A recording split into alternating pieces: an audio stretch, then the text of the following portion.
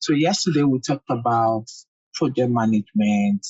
We tried to talk about what is a project, why do projects exist, difference between operations and projects. We talked about governance in terms of the project steering committee, the change control board, the IT steering committee. We talked about portfolio, what makes a portfolio, project, operational work, and program. We talked about program, which is projects that are managed together in a coordinated way so we can get benefit from it. We talked about what is project management. We talked about the science and the art of project management and how you can use both to ensure that your project is successful. We also talk about the project lifecycle, the different type of project lifecycle that we have, the plan-driven, the change-driven, and the hybrid methodology. The change-driven is where we have the iterative, incremental, and adaptive, which is very common as of today. We painted a scenario between two companies that is using the approach of the traditional waterfall, and the company B uses the agile methodology. And we also talk about how they were able to gain market share, how they were able to release their product on time and get it better than company A. Yeah, we also talk about the project management processes in high level, right? What happened in initiating, in planning, in executing, monitoring, and controlling. If you want to know more about project management, you can pick up the pin book and read the pin book. The pin book will tell you about each of these processes, what you need to do, how to go about it, right? We say create work breakdown structure. How to create this work breakdown structure. PMBOK will detail everything for you. You'll see how to create it, okay?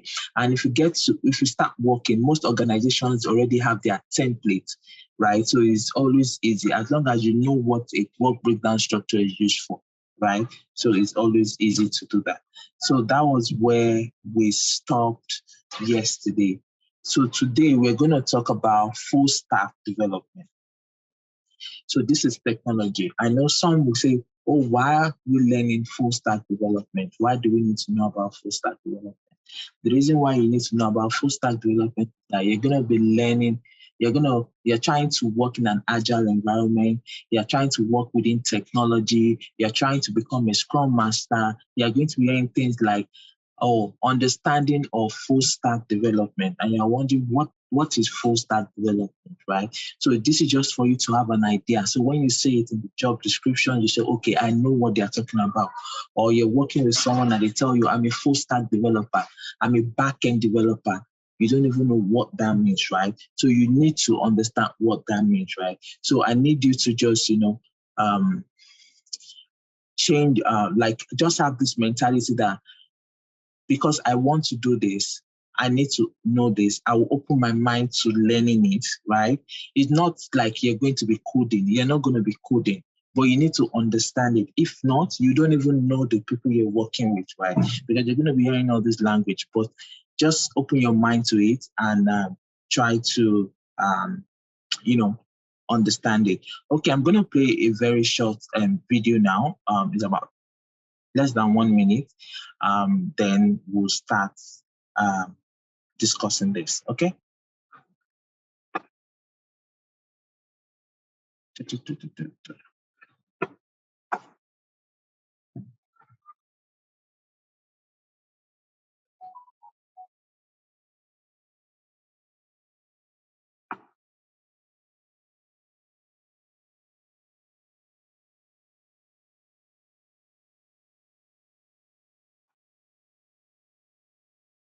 Okay.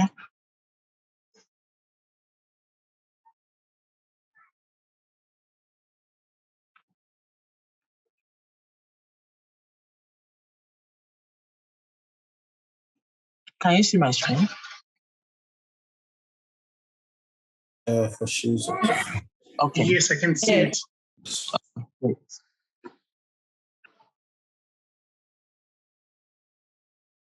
If the lion is the king of the jungle, how can he be the king of the jungle?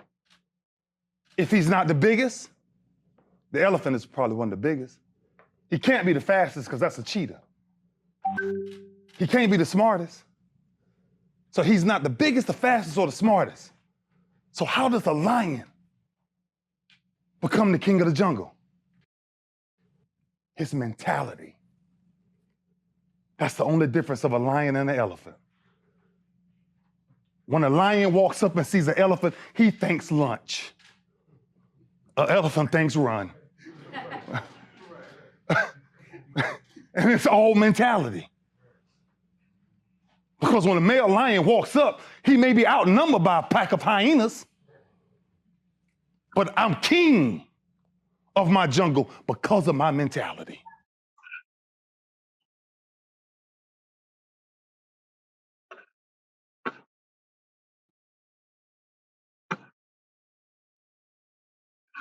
Okay, so I played that video because I just wanted to have that mentality that, you know, it is what you believe that you can do, right? It's up to you, right? Nobody's better than you, or nobody knows when it's just your mentality. Like, I can do this, right? As long as you believe that you can do it, you can do it. It's just, everything is just about your mentality, right? So I can tell you stories of people that I know that were not in technology as that last year, but now they are thriving. So you just, stay consistent and be ready to do it. Okay. You learn new things, you learn something new, go back and, learn more about it and dig deep into it. Okay. So we'll start now. Full stack development. Okay. So what we're going to learn today is we're going to understand what full stack is, end-to-end development entails. Then we'll understand the different roles, and we'll also talk about quality assurance, that's software testing. So that's what we're going to focus on today. Then we're not going to have a class tomorrow, and we're not going to have a class on Friday. We'll be back here on Monday, and we're going to start with product management, and we'll focus on product roadmap. So I believe that by tomorrow, you'll have been divided into groups, so you can have access to, Jira conference, and you guys can start putting things together as well. As you're seeing them, you can put them together before you start working on your projects. Okay, so let's start. So full stack development. So what is full stack development? So full stack development is what we use in technology. And what we're just talking about is we're talking about the fact that we are trying to develop something end to end, right? So when you hear of the word full stack development, this is what a full stack development means. It means that you can do both the front end and the back end, right? So the front end consists of UX design, UI design, interaction design, while the backend is where we have the databases, the web servers, and all that. So I'm going to explain, okay? Just give me a minute. Now, when you hear the word full stack, what you're just saying is that I'll use a website, for example. When you go to a website, right, you can log in on that website. You can go to the home page. You can go to the about page. You can go to the contact page. All those things you're saying, the front end, those things, we call it the front end. Those things is where you see the design, the way you can interact with, right? So that's what we call the front end development, right? So you can see it, right? Now, the back end is what you cannot see, right? The back end is where, like, the database, where you store the data, is where you have the server. So let me give you an example now. If I go to a contact page on a website and I put in my details, right? That information that I'm putting in is going somewhere, right? So it's going somewhere. So the place it's going to is the back end of that application, which is where the databases are, right? It's connecting to the server and going to the back end. So that is what makes up the front end and the back end, right? I think I should just, let me draw. 1 second. Let me share my, let me first try and draw it then. I'll go through it. Okay. Share my screen. Okay. So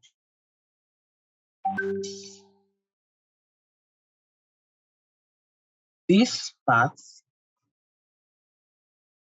okay, I'm trying, okay, this part is the front end, right? We have what we call the back end, right? At the back end, there's something we call servers, web servers, right? I'm trying to, let me see if I use my, one second, let me try again. Let me put it on put it on my other computer. I can use my hand. Okay.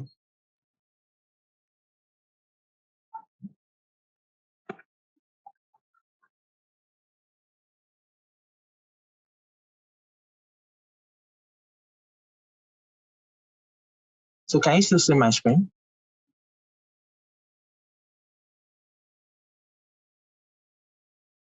Yes. Okay, good. Okay, so this is the front end, right? As I was saying, the front end is, think of a website. You know, when you go on a website, you can see the home page, you can see the contact page. All those parts is what we call the front end.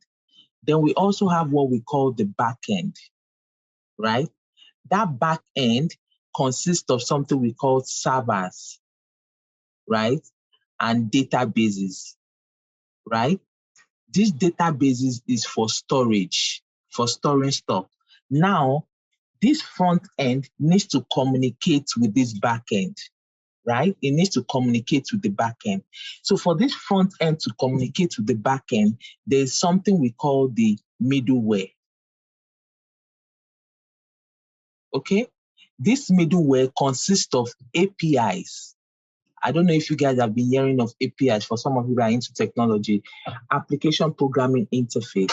So these APIs, they help this front end to connect to the back end, right? So because of this API, they're just like code. You know, when people write codes, right? That's what this API is, right? They help you to connect this front end to the back end, to the servers, right? So information that you put in this front end, they will go to the back end and be stored in this database.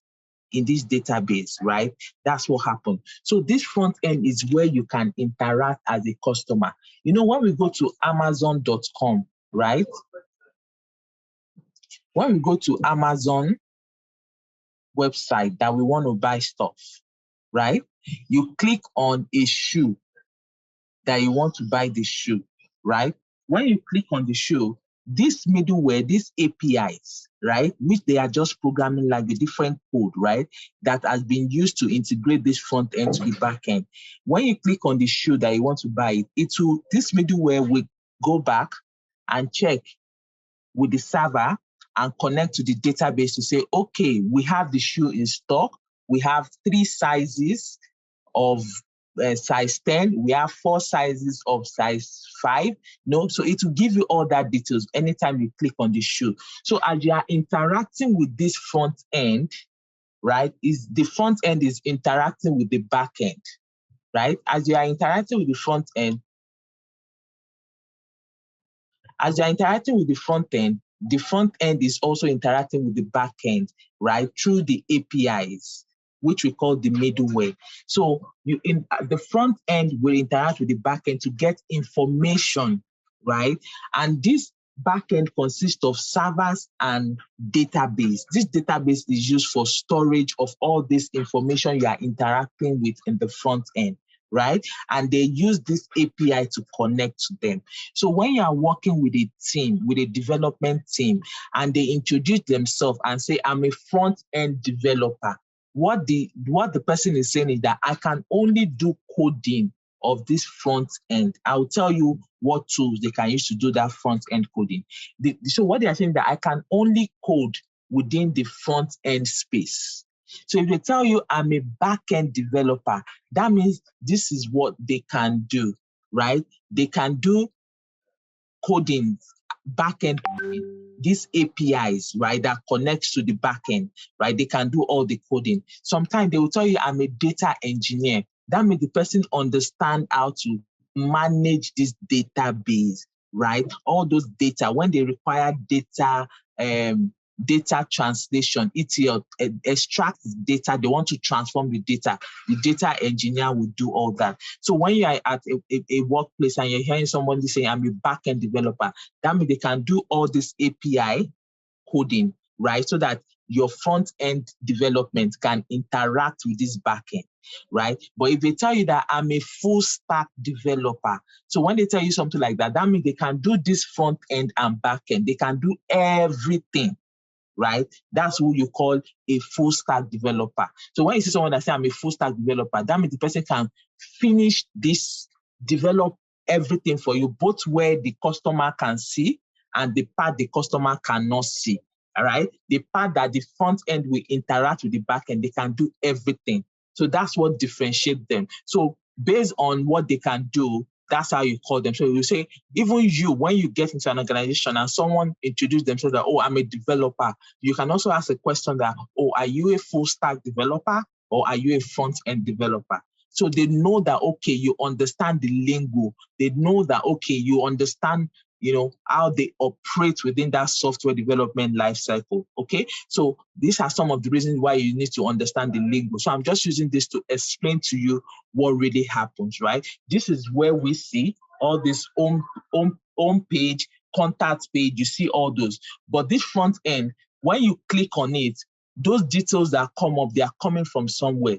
They are coming from the back end, right? So they use this API to interact with those backend to the servers. And if they need any information from the storage, they will connect, the server will connect to the database to get those information and return it back to the front end.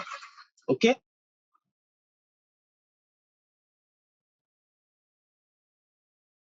Any question before I go on?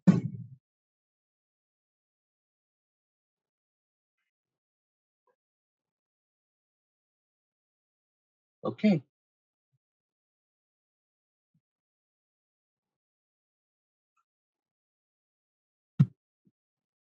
Okay, so we'll go on, right? So that's what I was trying to explain here, right? So now that front end that I explained, that's where, that blue line that stopped at the end of that blue line, that's the front end.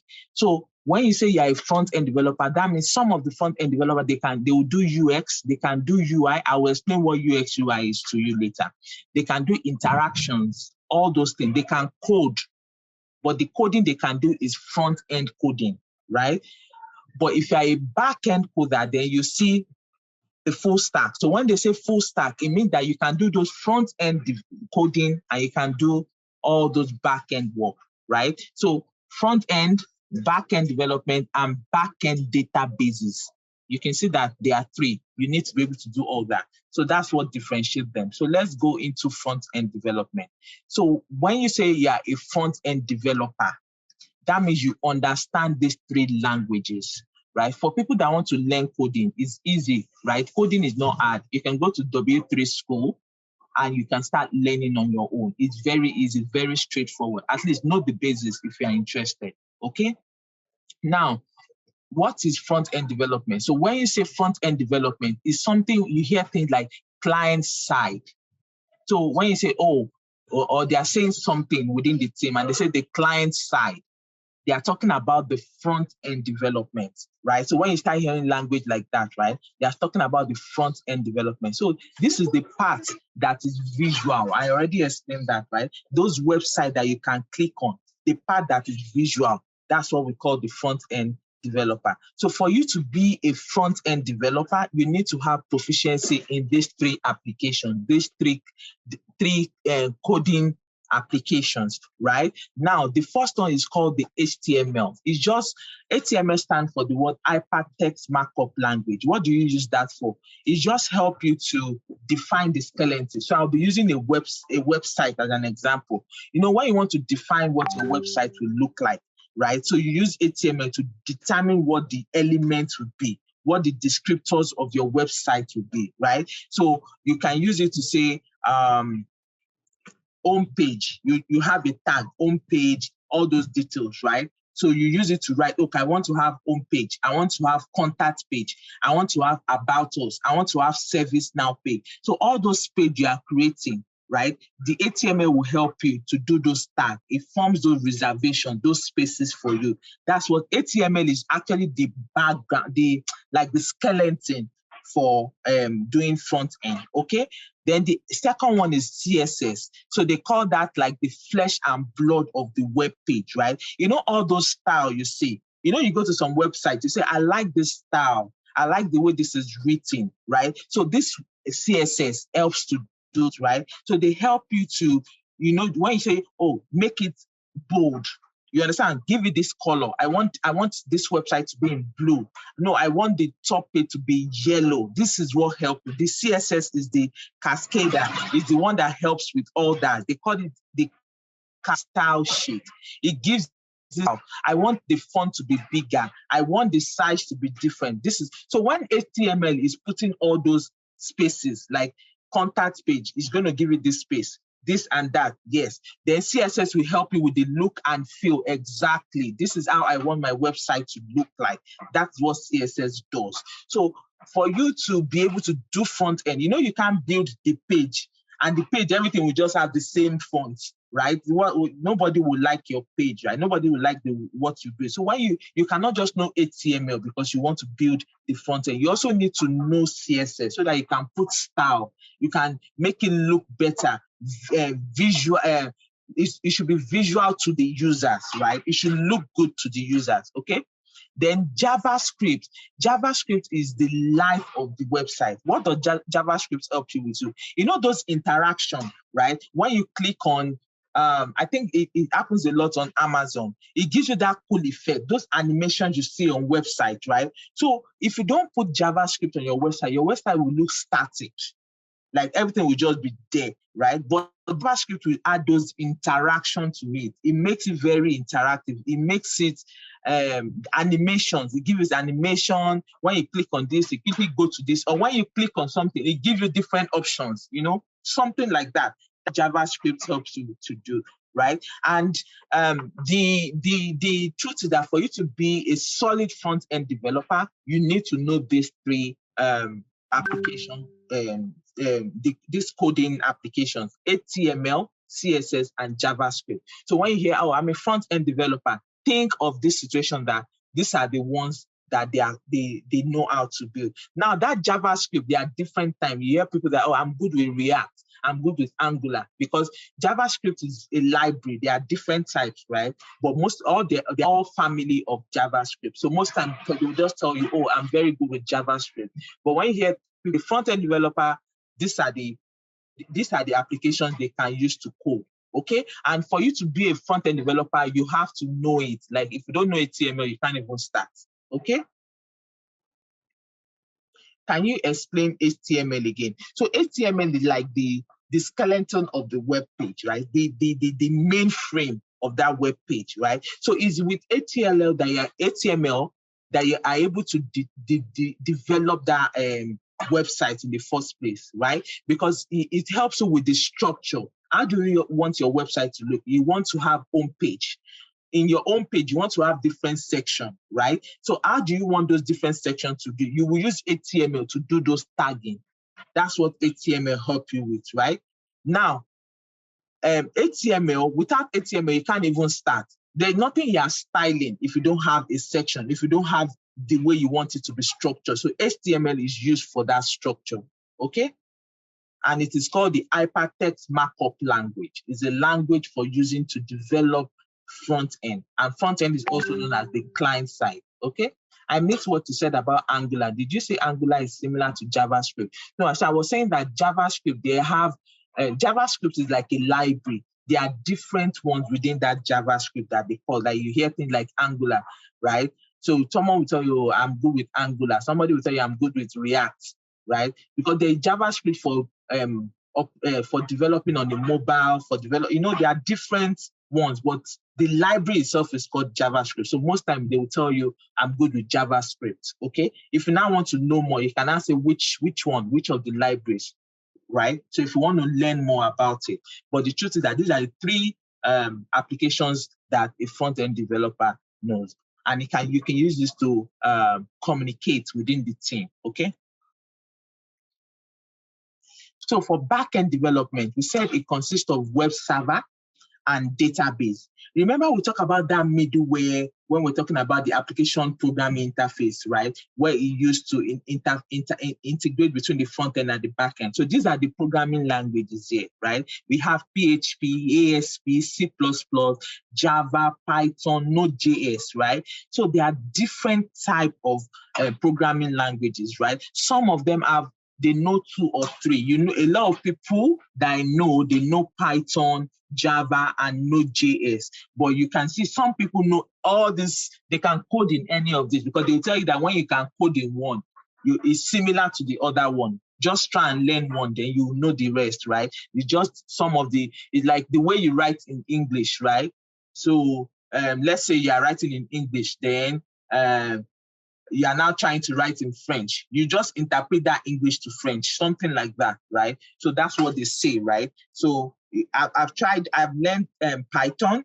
I did C++ in school, but it's a long time, right? So, but they are similar. But if you're interested, if you're someone that is interested in programming, then you can learn programming. Then we have databases. So we have different kinds of databases. All these databases based on the organization, right? We have the one from Oracle, the one from Microsoft. So it depends on the organization you are working in. So sometimes they will say, oh, they are using the one from Microsoft, right? They are using the one from Oracle, right? It doesn't matter. They are all SQL. What do? They help to store those data, right, in tables, right? So if you know, for those of you that have done Salesforce, you will have heard about table, rows and column, right? So when you have like a relational database, right, you know the different databases you have. For each table, there is a key, right? There's a primary key, and you also have, like, if you want to interact with another table or connection with another table, there will be a foreign key that connects you to that table, right? So that's what database is all about. It's just those storing of those information at the back end. So sometimes you hear things like someone that knows that is a data engineer. Those are the people that will help you with transforming data. They will help you with extracting the data. So on your team, you can have someone like a data engineer. So this is what they are doing. They are just interacting with the database, right? They are just manipulating it. So sometimes a business analyst is trying to do something, trying to relate a table to another table, right? And he's trying to understand that table. If they don't understand, you meet the data engineer and say, oh, I need some field from this table, Please, can you tell me what what is the foreign key that is used to connect to them? Or you say, oh, can I get the schema for the table, right? Or can I, it depends on, but if you have a data engineer, it makes your work easier, right? So you can always discuss with them because they understand that database, right?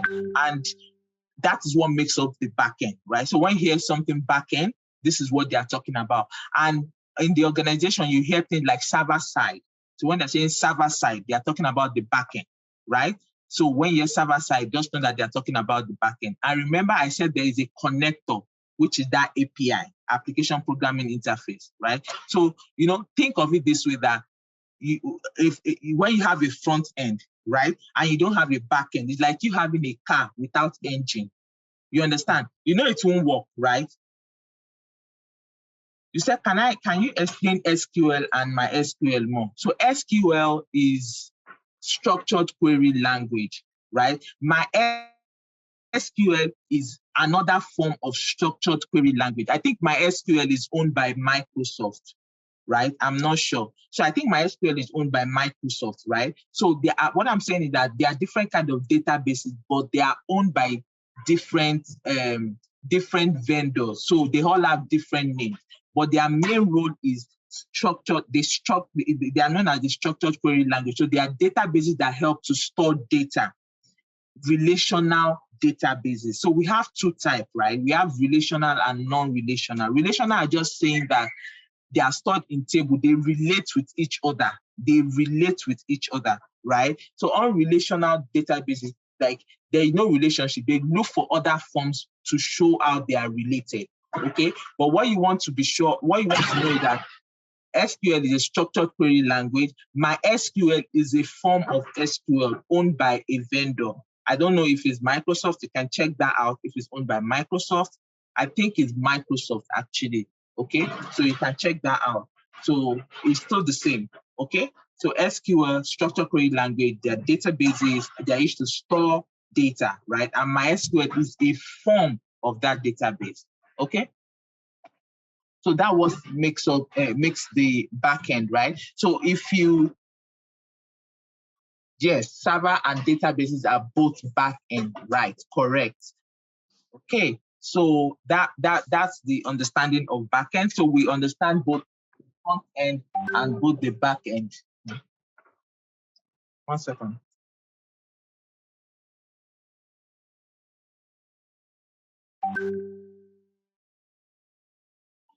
Okay, so both so that's what makes us the back end. So we know what the back end consists of now, and we know what the front end consists of, and we understand that when someone is a back end developer, they understand how to do all this, right? Sometimes some people will tell you I'm a back end developer, but what they do is they actually do the coding, the API.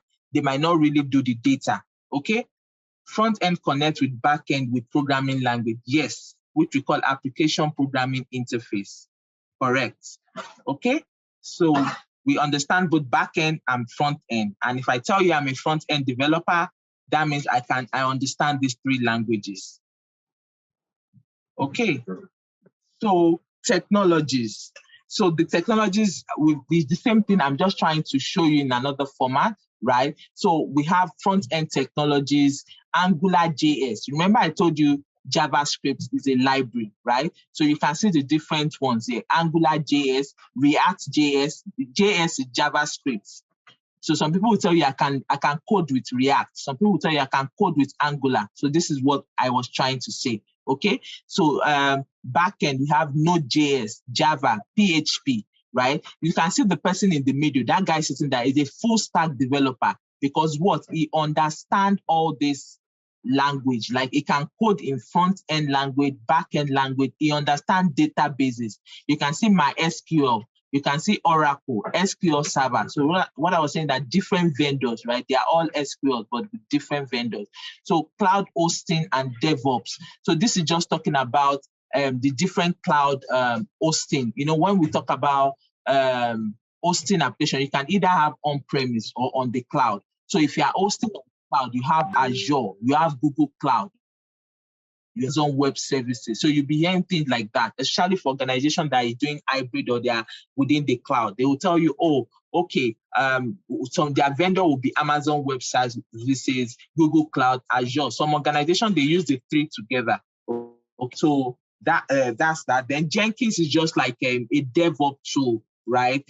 So it's just used to, for example, if you are trying to implement something end to end, Jenkins can help you with that implementation. So it's used by DevOps engineers, right? So for someone to say I'm a full stack, they understand all this, right? So if you have this kind of person on your team, they will help you a lot. Like you will go to them a lot because they will help you to clarify a lot of things technically within the team.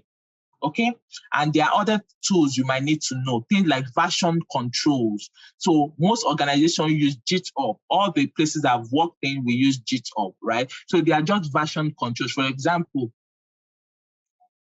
what exactly is a DevOps engineer? So DevOps is something we call development and operations, right? So DevOps engineer is someone that helps with development from the beginning to the end. They help with that process, making sure that your code is good.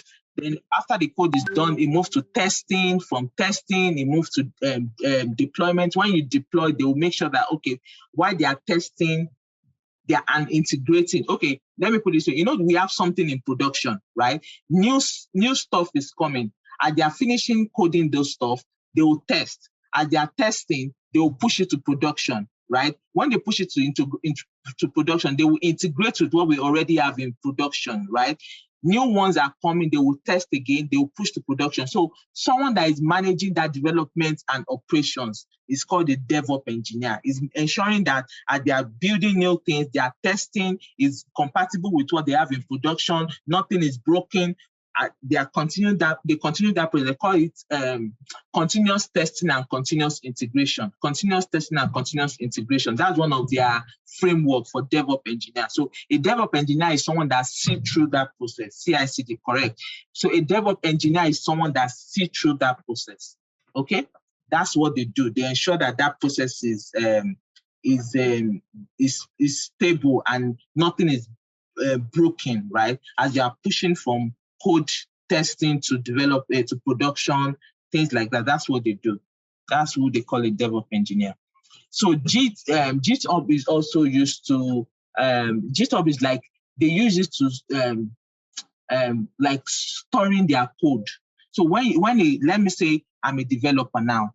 Erica, you're also a developer. Roland, you're also a developer, right? Let's look at it from that angle, right? You know, our code, we are coding into the same, we are coding into something that is input. We want to code, we are coding stuff, but we are building on the same application, right? So now I finish my coding, right? GitHub, I will store it in the branch, right? Erica, you code to, will store it there. Roland will store it in the branch, in the GitHub branch, right? But before we can move it to master, someone will come and approve all our code and make sure everything is fine and move it to the master. So GitHub is like that, used to do that storage. If you Google online, you can also open your own GitHub. You will see, or go online, you see different people's GitHub. They use it to do those kind of storage, storing their codes and all that. So what it helps with version control, so that if there is a problem, they can roll back, right? Because they know the large version that is in production. So after your code has been approved and they push it to production, if there's a problem, they can roll back to the last version, something like that. So it's used for version controls for those codes. Okay, I hope that is clear.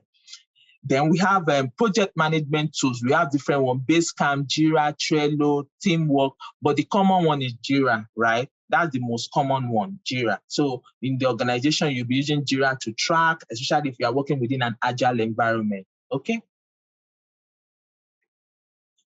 So that's for both front end and back end. I hope that is clear. And when you start hearing roles like that, you understand what that is. So roles that you'll be interacting with a lot, right?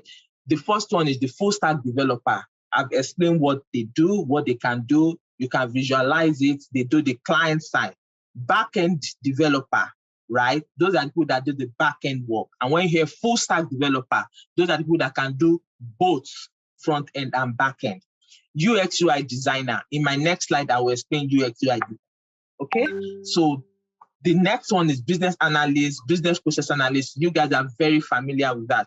Business analyst, business process analyst, people that are a business analyst, but they focus more on processes, right? They do the current state, the future state, you know, they're able to identify the gaps. I want to implement Salesforce. Okay, what do you currently use? Oh, we use Excel, we use it. They will document the current state, they will document the current flow. They will now say, okay, this is your process flow. We want to now use Salesforce. They will now say, okay, they will document the new process you want to use in Salesforce. They've identified all the gap, and they will now help you to document all your requirements for you to be able to use that new process. Lauren, you're saying, what does the business analyst do? Give me some more minutes. I will explain that. Is on my next slide. Okay, so we have the business system analyst. The business system analysts are also business analysts, but they are more technologically inclined, meaning that they understand technology, right? They can sit between the business and technology, right? They can write functional requirements. They can write non-functional requirements. They understand system. So for example, if you understand a Salesforce system, you can be a business system analyst, okay? Because you understand the system and you understand what it means to be a business analyst, okay? Data analysts, people that are good with data. So data analysts are people that you can write queries. You understand how to use SQL, right? You can analyze data. Some organization, they will give you maybe access to Tableau. Most of the data, you can use Tableau to, you know, get your data, extract your data and analyze your data, right? So data analysts are people that understand data. They can use data to predict. They can use data to get out information, right? But you must be good with query languages, okay? Project manager, we've explained what who a project manager is, right? Product manager, we'll explain that on Monday clearer, right? product owner, I'll tell you on Monday what is the difference between a product manager and product owner. But in most organizations, they use it interchangeably, right? Product owner is just a role on the Scrum team, right? That's what Scrum called the product owner. But in some organization, you'll be a business analyst and you'll be doing the work of a product owner. In some organization, you'll be a product manager, right? And you'll be you'll be called the product manager instead of a product owner, but they are all interchangeable. Okay. Scrum Master. Who is a Scrum Master? The Scrum Master is the master of the Scrum, right? So he facilitates the Scrum, he ensures the development team is happy, he ensures work is being done, he ensures that they are not being overworked, he ensures that their velocity is appropriate, he ensures that they are not being let me use the word dodging work, right? It's tracking, it's making sure things are going well, it's asking the right questions.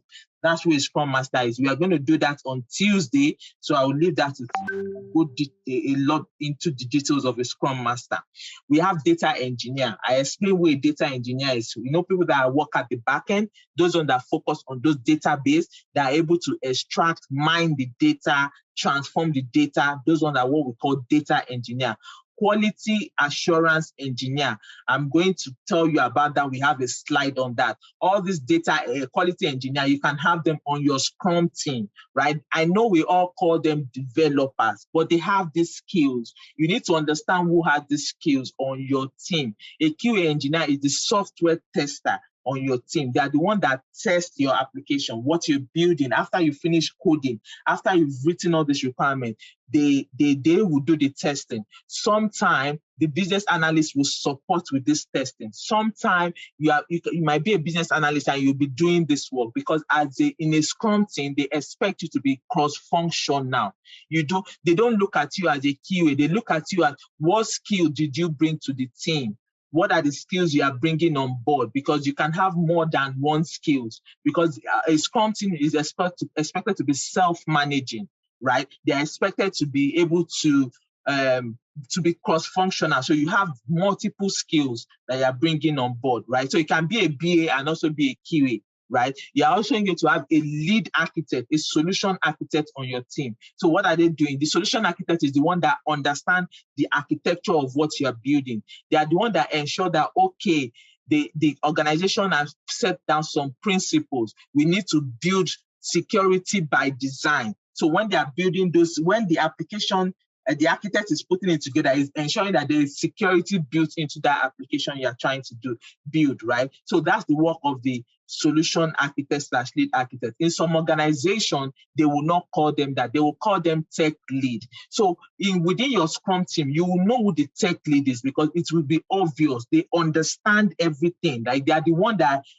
more leading the developers, telling them, okay, this is what we are trying to do. They will be the one explaining. You will see the product owner looking up to the technical lead to explain from the technical perspective, right? You will see the Scrum Master looking at the technical lead to say, if one of the developers is saying, oh, it will take me, this story is going to take me 5 story points. The technical lead might start asking questions like, oh, but this should not take you more than 2 story points. Like this is in place, because they understand the end to end. So sometimes you'll be looking at the Scrum Master will be looking at the technical lead to say, okay, they want to hear from the technical lead in terms of, is this what this developer is saying? Is it right? Is it correct? So there's always a technical lead on the Scrum team. Okay, so those are some of the roles you will have on your Scrum team. So something like, let me call them skills, right? These kind of role skills. So I don't want to start calling them roles, but skills that you expect to have on your Scrum team, right? Because they are expected to be cross-functional. Then on the other side, you see something we call shared resources. Now, these resources are not going to be on your Scrum team, right? But you need them within the organization. For example, an agile coach. So if your Scrum Master is having issues with the team, or there's the issue between the Scrum Master and the team, they are not getting along, or something that they don't understand. If the organization has an agile coach, you can call an agile coach. Okay? No, the technical lead is not a designer. The designer is the UX UI. I will explain the role of the designer to you shortly. Just give me 1 minute to finish this slide, okay? So agile coach, right? So they are the one that help the organization to get more agile, to be more agile inclined, right? To start having that mindset, agile mindset. So sometimes when your Scrum team is having issue and the Scrum Master can call on the agile coach to come and help the team, right? Now that data engineer is in asterisk because the data engineer might not just be associated with your Scrum team alone. The data engineer can be shared between different Scrum teams, right? Because you might not have plenty data engineers within the organization. So they might be on different teams. So they might not be, they might not be a dedicated resource to your team, to your Scrum team, okay? Then security consultants, sometimes you need security expertise, specialists, right? So the Scrum Master, you should know when they will need the security consultant. So these are some of the things they call impediments. So your role is to make sure that you can quickly book, you are asking questions with the team. So okay, when do you need the security consultant? When do you want them to come on team? So that you can liaise with the security group to say, okay, we will need a resource from you guys in our sprint 4. You are helping the team to plan ahead so that you can help them remove all those impediments, right? So those people are not going to be permanent on your team. They are just shared resources. For example, if you are dealing with a vendor, you might need to discuss with your procurement manager or your vendor manager. Your vendor manager is not going to be part of your Scrum team, but you as the Scrum Master, product manager, you need to make sure that when you need to do all this discussion, you are discussing with them at the right time so that they can plan for their time. Right? You might need a communications manager, change manager. What do they do? Right? If you finish building an application, they need to let the business know about this application. Like they need to send out a communication. It can even be from the business side, but you are discussing with them that, okay, we're going to be live. The first MVP is coming out, in November. Okay, can we get the communication ready? This is what we're going to send out to the people. So you are discussing with them. So the Scrum Master is making sure that all this thing is going on, and the product owner, they are working together to ensure that every impediment that can stop the team from working is being removed.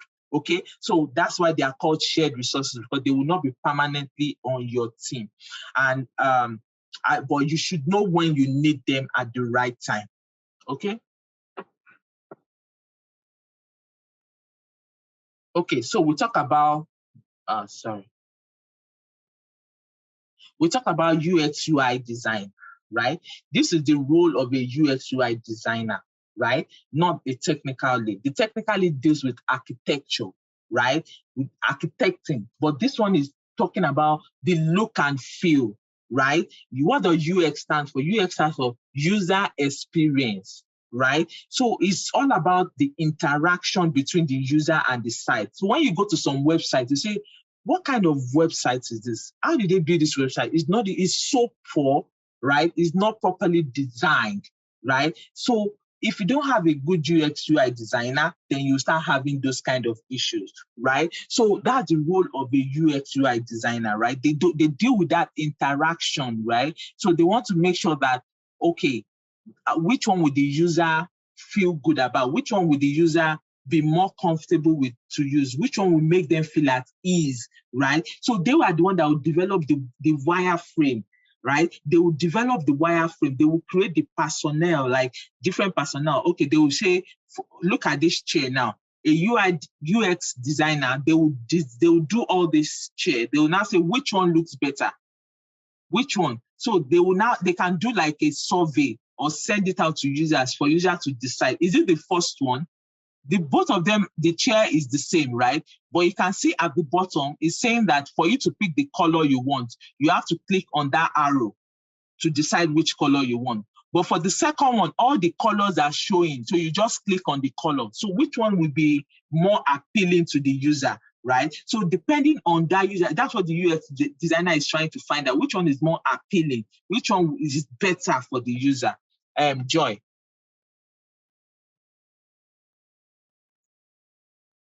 Okay, hi Florence. Sorry, I was hoping you would finish though, so I don't cut you short. I just want to understand. So this that's what UX UI, that's user experience, user interface designer. Yes.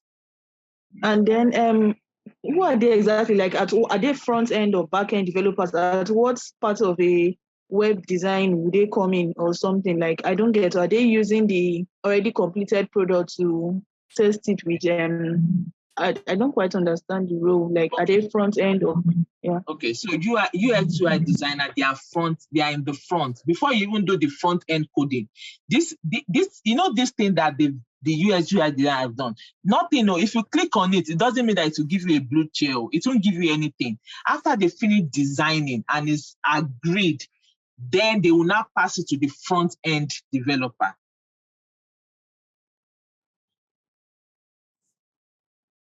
See this graph here. You can see UX UI designer, right? After they finish their work, how they interact, they will now pass it to the front end developer. The end of the blue, the beginning of the green, they will now pass it to them to develop, to code. So the work of this front end developer is to code what those UX UI designer has done. They will now code it so that it can work. Okay? At this point, all this one, they are just using different tools to build it.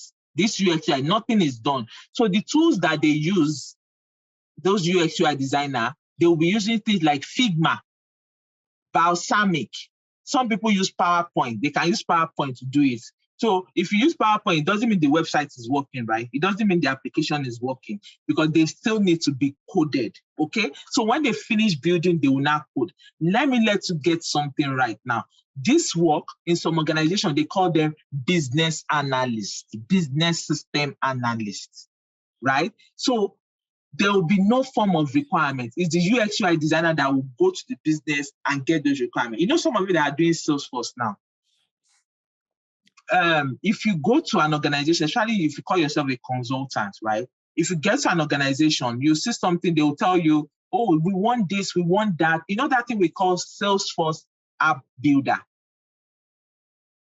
where you quickly build something. It's not like the application is working. You're just building something. So all those things you are building is not yet coded. It's just, you're just using the app builder to put it together. Those things are UX UI designer. Even if you go to Salesforce, there is a certification for UX UI designs.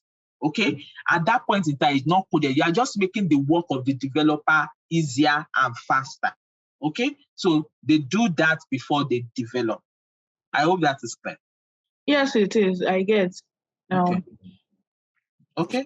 Florence, before we go forward, I'm looking at this chair in front of me, and the question is, which UI is more accurate? So I'm looking at the two chairs, and looking at it from just a layman, I think the only difference in these two chairs is just the one offered just one single color, while the second one offer 4 different colors.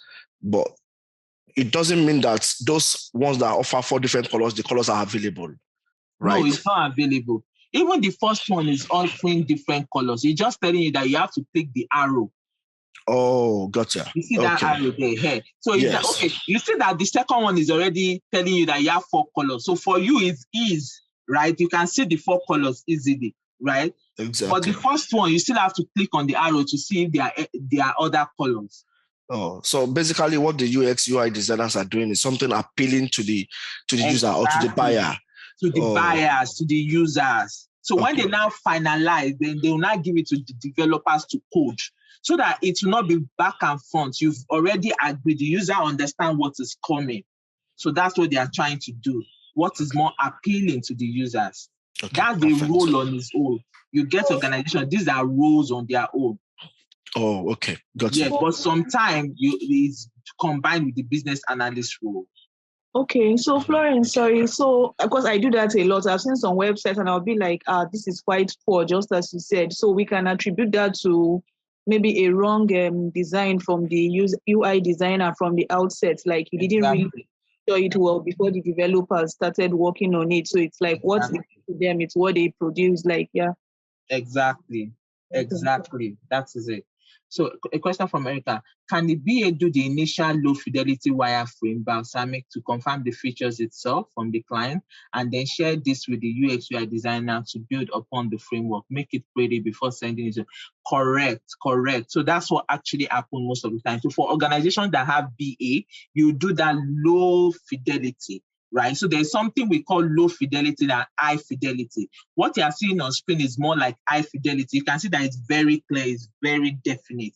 That low fidelity is just something easy. So if you look at something like balsamic, go read about balsamic, or go on YouTube and check balsamic. You see what they use it for. Or go on YouTube and look at Figma, right? You can use Figma for low fidelity and high fidelity, right? Sometimes low fidelity can even use PowerPoint, right?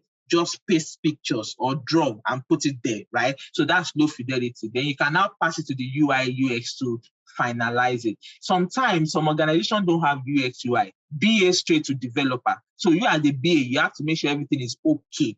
Then you now pass it to developer. You might not do an extensive job like a designer, but at least make sure it's okay. You've confirmed with the user business before you pass it to the developers. So depending on the organization you find yourself. So low fidelity, just easy. You're not making it excessive. But the problem is if you don't have a UX UI designer, if you make that low fidelity, you still need to write a lot of story, right? You still need to say, oh, and the user wants, these 5 colors and they want these details. You have to write stories with it. But a UX UI designer will put everything in picture and the developers will use that to do the coding. Okay? I hope that is clear. Joy, your hand is still up. Is that from the last question? Okay, great. I just put down my hands. Thank you. Okay. So we just finished that of the UI UX designer. So when you get to an organization, you see someone that has the UI UX, and this is what they do. This is how they do. They do a lot of things we call ideations. They discuss with the customer. You see them having different meetings with customers, getting information, putting all those details down together. That's what they are trying to do. Now, who is a business analyst, right? So to be candid with you, business analyst is a skill that is required by all, right? Everyone needs to have this skill. If you call yourself product owner, product manager, you should know how to elicit requirements, how to drive a change, how to manage requirements and all that. So in a synoptic view, I'll tell you who a business analyst is. Who is a business analyst, right?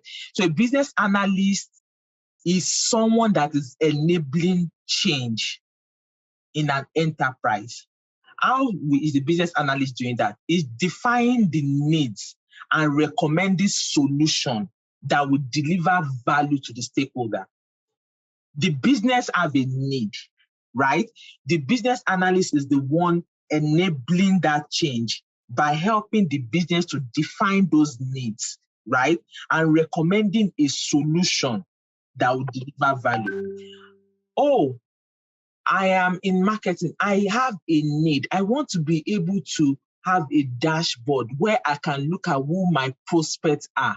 I can see what the last time my prospect interacted with us, so I can decide when I want to. I have a pain because I'm putting my own prospect on paper, but I want to have it a way I can see it on the dashboard and all that. You as a business analyst will now say, oh, this is a pain. You have a need and I need to solve that problem. You now try to understand their need by documenting those needs, by defining it, by refining their needs, right? Now you are not recommending a solution. You can recommend a solution. How do you recommend a solution? You yourself need to understand what the problem is. Then you are going to do your own research, right? The organization will tell you that they've seen this application, You will now do a lot of research of the different applications, Salesforce, Zoho, SAP, SAP, and now say, all these needs, which one of these applications, which one of these solutions can meet our need, right? Oh, or you can even say, none of the solution can meet our need. We need to build our own custom application to meet our needs, right? So you as a business analyst is the one that would define those needs and recommend a solution so that they can see value, they can solve their problem. So that is what business analysis is all about. So you articulate those needs. You tell the organization why they need to change. What is the rationale for the change? then you now design that solution, you describe it, and so that it can deliver value. So that's what you're doing as a business analyst, right? So what is business analysis? Business analysis is a set of tasks and techniques used to connect various stakeholders to understand the structure, policies, operations of an organization, recognizing the business need and recommending solutions that enable the organization to achieve its goals.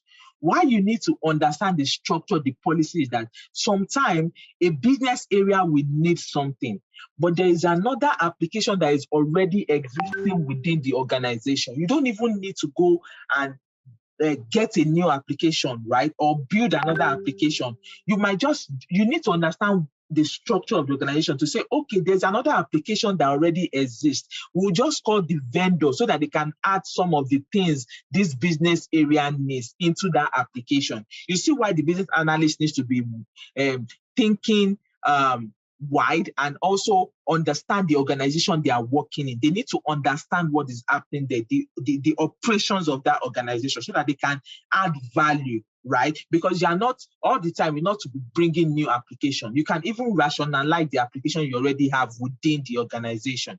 Now, a business analyst is performed on variety of initiatives within the organization. That means you can be working at the strategic level, at the tactical level, or at the operational level. You know, when we started, we talk about demand management, we talk about IT strategy, how the IT will go about the business, going around, getting all those details. That is a business analyst working at the strategic level, right? So when you hear things like they are working at that level, they are in strategy because they are eliciting requirements at high levels from the business. When you are now working at the tactical level, that's a business analyst that is working on a project. So when they recruit you, or when a job description comes out and they tell you that you'll be working on so project, that means you are not exposed to the strategy of the organization. You are focusing on a particular project. So maybe they've done all their strategy. They know they want to implement Salesforce. They just say, oh, we need a business analyst that understands, a Salesforce business analyst, come on board. They will call you to come on board, right? Now you are focusing on that project to implement Salesforce. At that level, you are working on the tactical level. Then we have those ones that are working on the operational level. So when they say operational level, Salesforce is already implemented within the organization, but you are a business analyst working with that team. You are understanding what business needs. So the business will tell you, oh, yes, they've implemented this Salesforce. Oh, but for my team, we need a field, and the field does not exist. We want to be able to know who recommended the leads. We don't have that field. So you as a business analyst, that's a need, right? You now document that need. They need a field to be able to know who recommended the lead, the prospect, right? Now you will now put all those details together. Then you now discuss with the if you don't have a UX UI, you would do the app builder. You use the app builder to develop it and say, okay, is this what you want? Do you want the field to be here? Do you want it to be at the bottom of the page, or you want it to be at the top of the page? When you document all that, the business agrees with you. Then you now pass it to the developer to develop, right? The developer will now develop it. They will go through testing, everything. They will now say, good. They will now push it to production. Then the user will start using it. Right now, at that level, we are working at the operations level because the solution is already in place, but you are making it better, right? You are removing all the limitations that the user is having within that application. So you are working at the operation level. So as a business analyst, you can either work at the strategic level, or you can work at the tactical level, or at the operations level, right? So when you are working within that enterprise, right, they call you, maybe you are working within as an enterprise analyst, something like that. When you are working within a project, that means you are working within the boundary of the project. That's tactical. And when you are in operations, it's more about continuous improvement. That means the application is already existing, but you are working to make it better, continuous improvement. Okay? So as a business analyst, your spectrum of work, the things you are going to be doing, right? You are going to be understanding the organization's problem and goal, analyzing their need, recommending solutions. I've discussed that already. Formulating strategies, right? Developing the roadmaps. You are going to be managing requirements, facilitating stakeholder collaboration. facilitating stakeholder collaboration, because there is no way. You need to understand that, okay, different stakeholders will have different needs.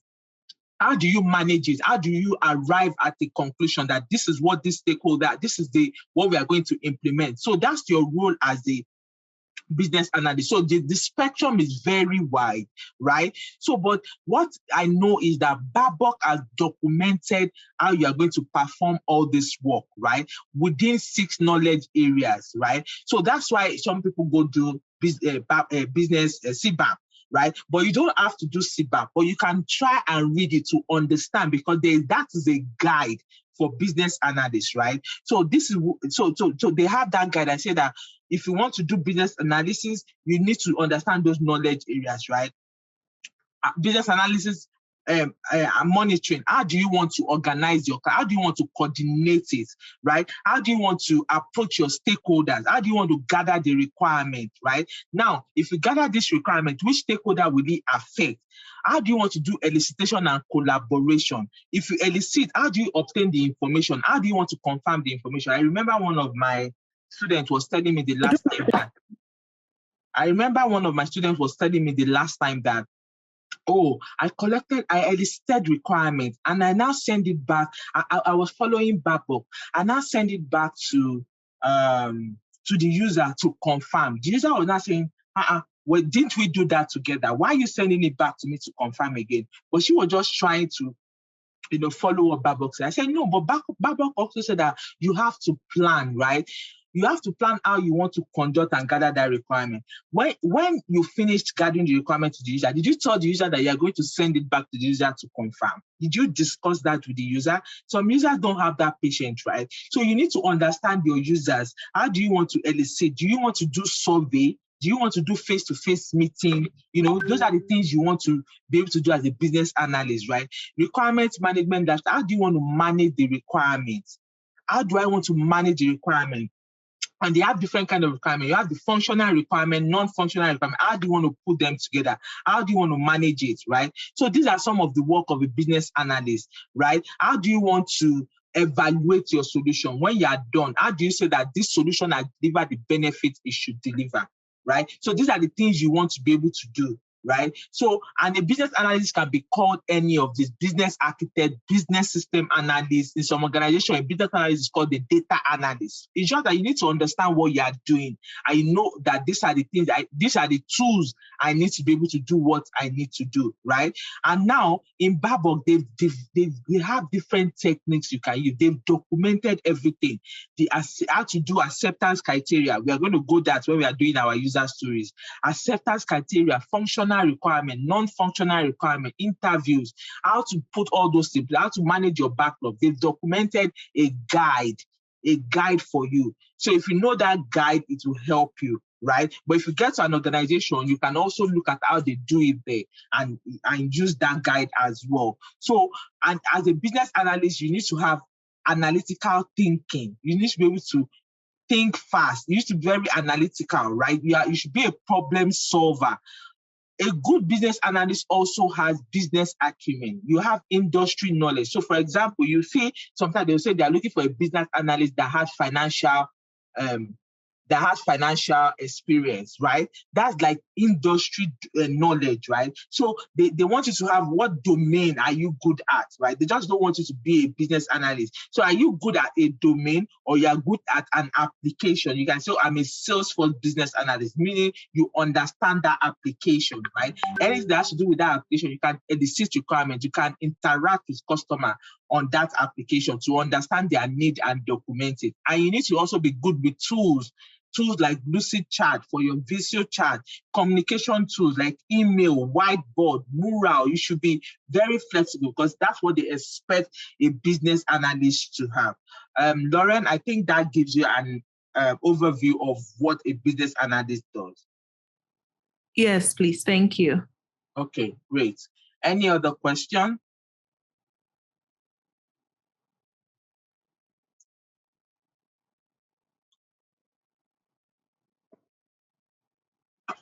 Erica. Hi, Florence. Thank you. Thank you for a great session today. I wanted to ask you, well, you asked me to remind you to share a link where we could go to for market research. Okay, I said I was going to ask. I was going to join the clubhouse and find out. It's always on Tuesdays, so I'll try and join. What I said I was going to send to you was an Excel sheet for cost-benefit analysis. Yeah, and that too. So we can, so we have all of our formulas and things like that. So yeah, I just wanted to let you know I didn't forget. And then when you mentioned, just gathering information, like being market savvy, that's why it just kind of prompted me to remind you. Okay. Thank you. Thank you. I remember. Moradeke.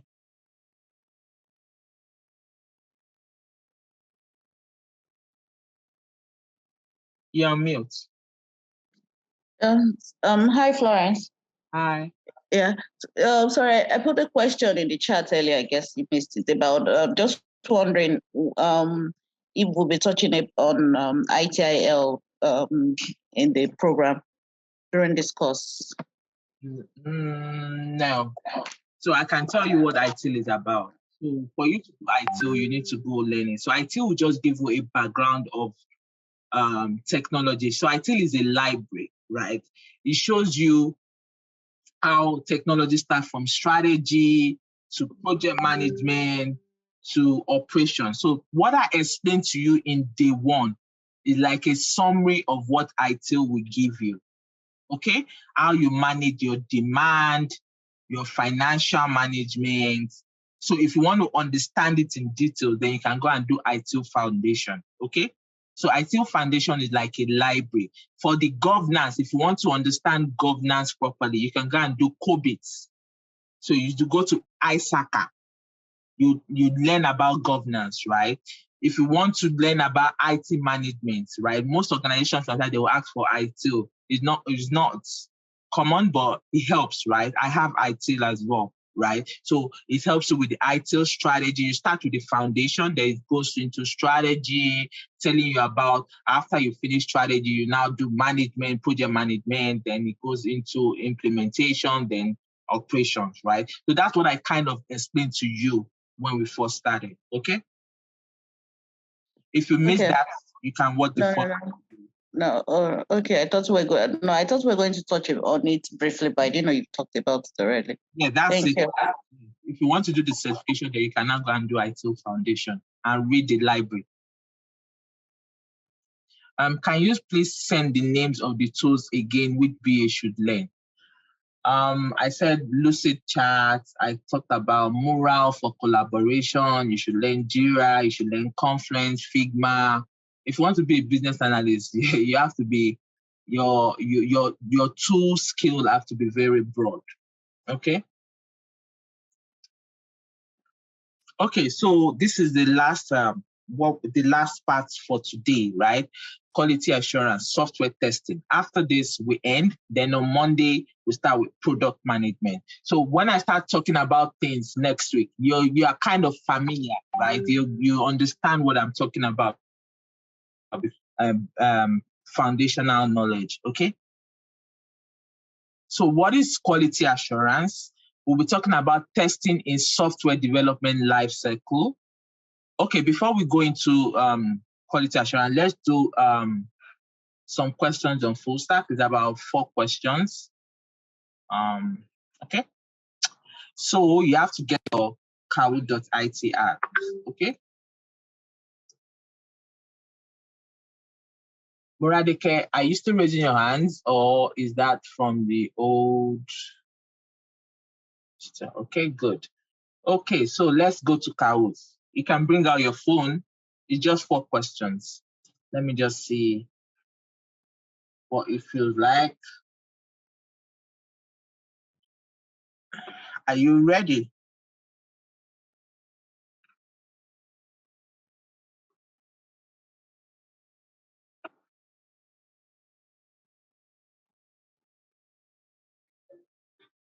Oh, can we have the pin, please? Okay, the pin is 3760636.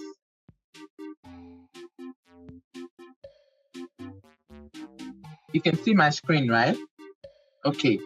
Tiara is in, Mercy, Joanne, Rebecca, Sophie, Annie, Erica, Eki, Femi. Okay, now it's getting a lot, so I will stop.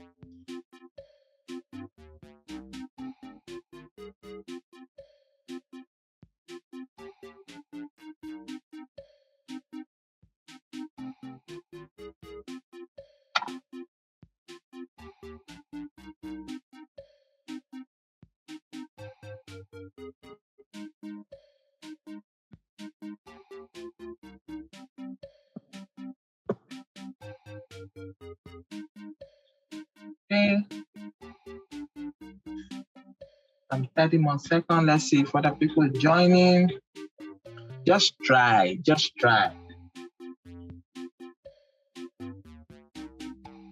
Okay, we'll start now.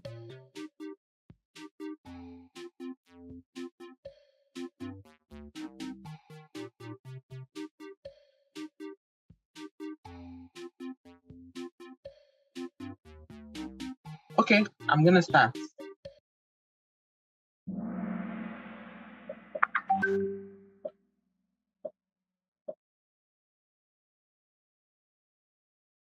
The following programming languages, HTML, CSS, JavaScript, are used for which end of the development?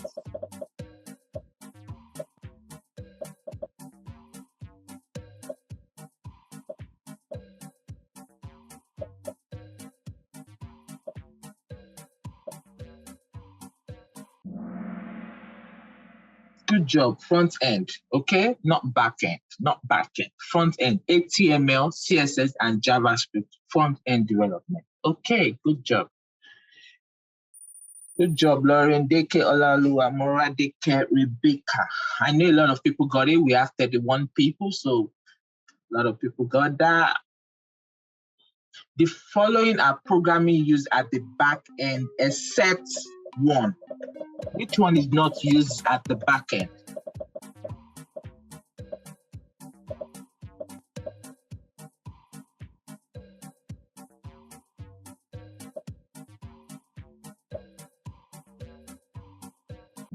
Good job.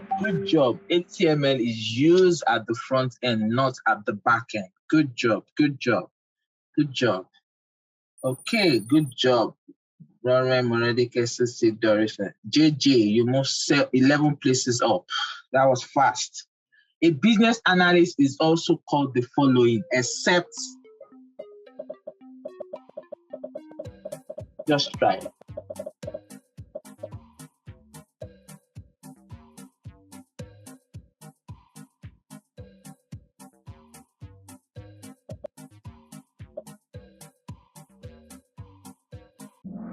Correct. A business analyst can be called a business architect, they can be called a product owner, they can be called a consultant, right? But they are not called auditors. We know who the auditors are. Okay, great. Well done. Sophie, you moved 9 places up. We still have Lawrence, Sissy, Moradeke, Doris, and Bank. So last question. The backend is divided into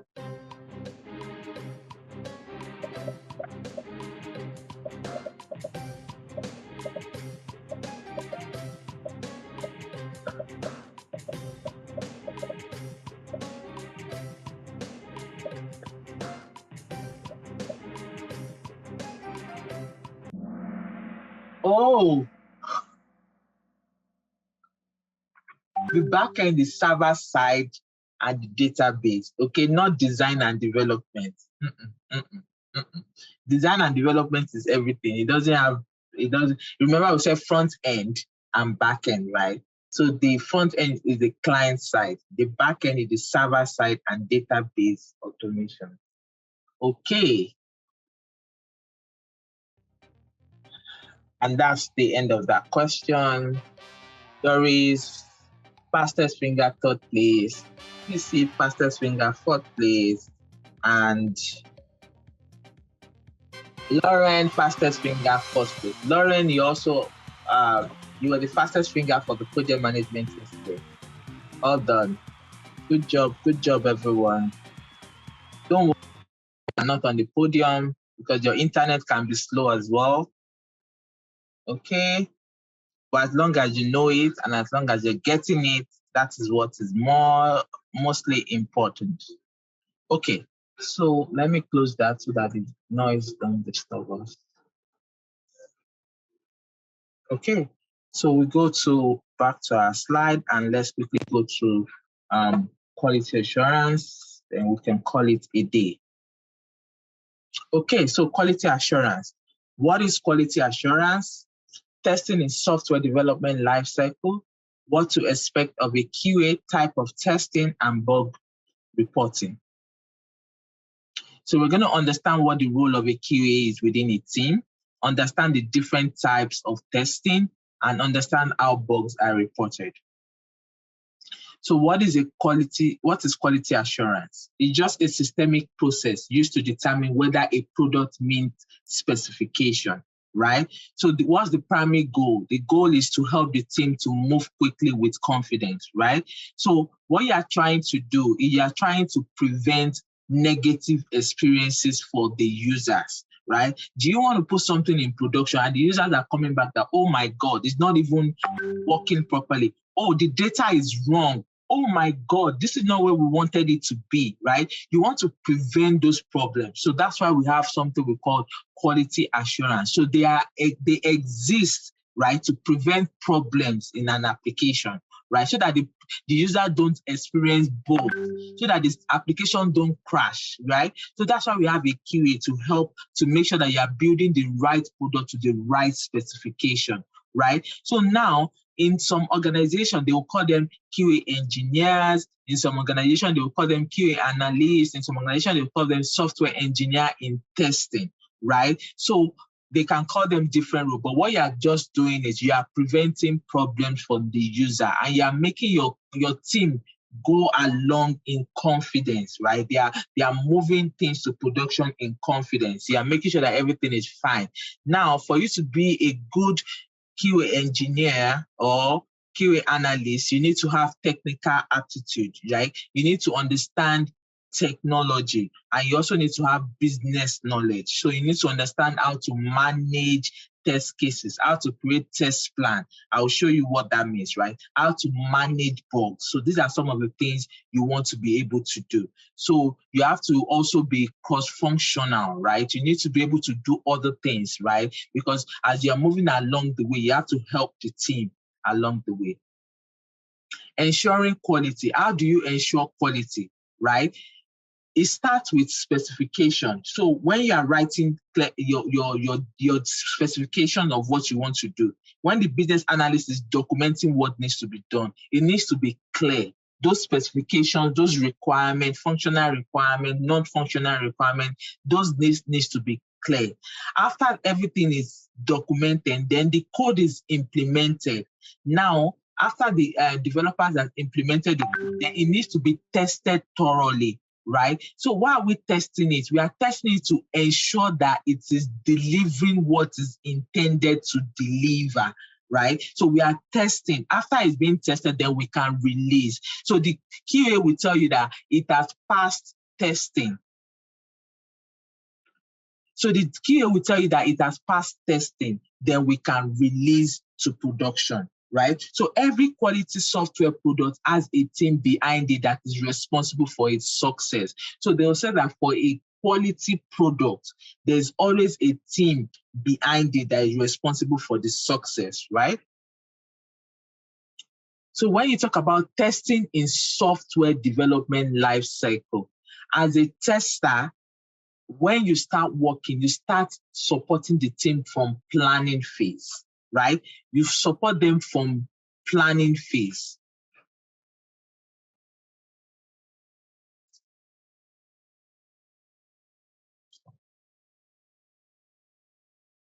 Okay, you start supporting them from planning, right? Meaning that you don't wait till, okay, I hope you guys understand the software development life cycle, right? It starts from plan, you define, you design, you build, you test, you deploy. Right? You plan, you build, you define, design, build, test, deploy. That's how it operates. Plan, define, design, build, test, deploy. So when you are planning, right, when you are doing all those planning how you want to do the work, okay, what are we trying to do? What are the details of the thing you are trying to do, right? At that point in time, you know that the software tester is also helping the team, identifying risk, also looking at what use cases can be used. For example, I'm saying that, oh, I want, you know what, I talked about the field the other time, right? I want to know who recommended these leads. I want these fields to be there. The tester is thinking, how are we going to test that field, right? It's thinking of use cases, test cases, is identifying the different test cases that can be, right? So during that phase, the quality assurance person is also working. They don't wait till it's time for testing, then they will start testing. No, they are working along with the team. So during planning, they are also working. And what they are doing is they are trying to identify the risk in the solution, what mitigation approach they can use. Is there alternative solution? So they are collaborating with the team. During define states, when the user story is being documented, the business analyst is writing the specification, writing the acceptance criteria, right? So the QA is also part of that acceptance criteria, because when the software assurance person is testing, they are using that acceptance criteria to do the testing. So let's give an example. I want to be able to log in into my application using my username and password. Do you get what I'm saying? You know, we are writing a story, right? That's a story. You now start putting the acceptance criteria that the username field should be an email, right? The password field should have not less than 8 characters. Those are some of your acceptance criteria. The QA is writing that with you.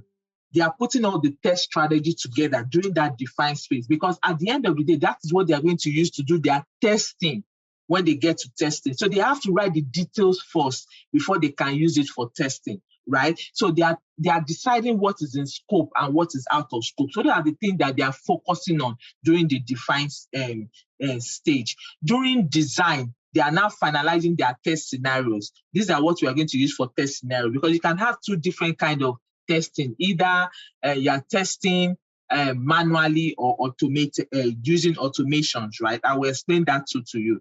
So let's just understand that the QA person is not waiting at the test segment before they start work. They are part of the team. As the team is planning, they are doing stuff. In define, they are doing stuff. In design and build, they are also doing stuff. They are making sure that their scenarios are finalized. I will show you an example of a scenario. They'll put all those test scenarios together that, okay, this is ready to be used for testing. Now, when all that is ready, build is, that means they've done the coding. They've finished building the application. Now your Salesforce application is ready. Now they want to test. The QA people will now start doing testing in testing. So they will now use their test scenario to check those testing. I'll show you what an example of the test scenario. They will now start using it to do that testing to say, okay, this passed, this failed, this passed, this failed, right? If there is a failure, they will document it as a bug, that there is a bug, right? The developer will work on it again. When they finish working on it, they will test again. Is it working properly? No, there's a bug. They will document the bug again. If everything works fine, properly and is fine, then they will now pass it. That say, okay, it has passed quality assurance. QA is now giving their sign off that everything is ready and can be deployed to production. Okay, so that's how that process continues. It continues that way, right? But the QA is not just waiting at testing. They are also part of the team. They start collaborating with the team from the planning phase. Okay. So what do you expect from a QA? So from a QA, what you expect from them, that they should be able to put their test strategy in place, they should be able to put their test plan in place, and they should be able to put their acceptance criteria in place. So as they're putting the business, as they are documenting business analysis, you're also documenting the acceptance criteria, right? Sometimes they work with the BA to document all those details. So let me show you an example of a test strategy, a test plan, and acceptance criteria, so that you just understand. And when you start saying those things, you are also familiar with it.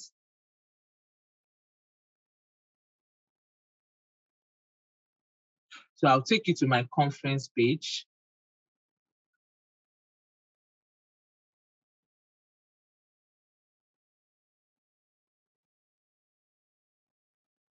Okay.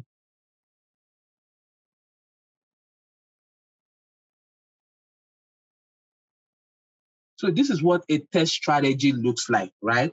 So the test strategy will have something like introduction, right? What is this? What is the summary of the project you are working on, right? What are we working on, right? So the strategy will have, see an example here. The strategy aligns what quality provides to the project, what type of testing is done, how the testing will be carried out, what is the aim of quality in all the phases of the. So it will tell you, it will write that high level, right, of what needs to be done. Then it will now start giving you references that, okay, for the code, where do we store the code? You know, I talked about GitHub the other time, right? It will give you those link to the GitHub where the code is stored, right? It will tell you that when the finish, when the QA, the quality, the engineer finish, what will be, what are the artifacts that will come out of it? It might be test plans for each of the features. It might be issues reported for bugs, enhancement, then test management. What are they going to use? What is the scope of their testing? Are they going to be doing manual testing or are they going to be doing automated testing? So for each organization, it will be different. So they will put this strategy together that this is a test strategy. And this test strategy will come for the software assurance. I mean, from the QA engineer, depending on what they call it within your organization, right? Now, when the test strategy is ready, remember we said in the define and design and build phase, they'll start putting their test plan together, right? This is what a sample of the test plan would look like, right? So for each of these test plan, it means that for each feature that you are developing, right, it will have a test plan, which talk about the happy part, the sad part, and stuff like that. So for example, for each of the features you are developing, they will have scenarios. You know, we'll talk about, they will develop the scenarios, then they will now finalize their scenario before they use it for testing. So these are some of the scenarios. So this is an example. They'll say, click a button to add user. So for example, your application said that they want to be able to add user, and you've done it in such a way that there should be a button on the screen for you to add a new user. So now you're not saying that a scenario will be add user. So you now describe the scenario, click on a button to add new user. So what is your expected result? Your expected result is that when I click on that button, it should open new 2 fields for me. 2 fields. In that 2 fields, I should be able to write username and I should be able to write email, right? So now, when I click, so when they are doing testing, when they are now in testing phase, they will now click on that button to add user. So when they click on the button, they will now look at their expected result. Did it open 2 fields for them to write username and email? Yes, it opened. So the latest result will be pass, right? Automated is no, because we did a manual testing. So if you're going to do an automated testing, then maybe you now put yes, that, or this thing was tested using automation, right? Then you put yes. But we did a manual testing, right? So it passed. Assuming they clicked on the button to add user and only 1 field was showing, then they will say fail. Then they will now document a bug. Okay? They will now document a bug. So this is how they document a bug. Let me open Jira.